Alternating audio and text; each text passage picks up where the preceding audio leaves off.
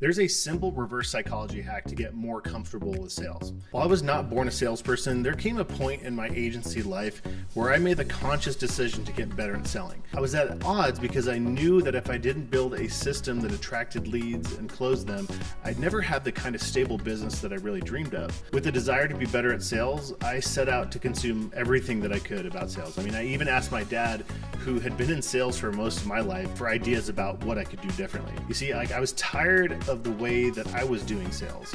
It took a lot of my time. I always felt like I was undercharging and over delivering. Prospects always seemed to drag their feet.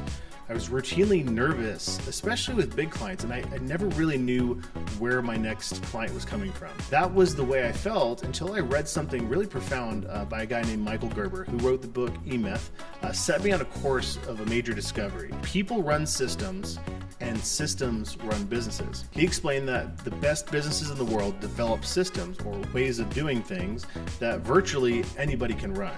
In other words, people were interchangeable because the system was reliable. It produced a predictable result regardless of who was actually operating it. Could a system like this work for sales?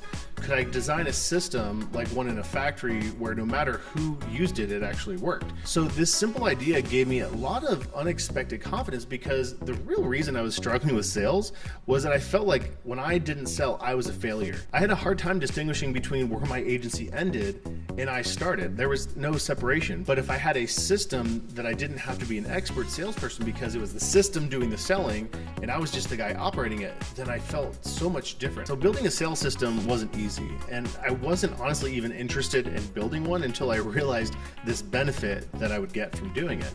And that's why today in our agency and a lot of the agencies in the community that we coach that use this same sales process, they can confidently say that people run sales systems and sales systems sell for their agency.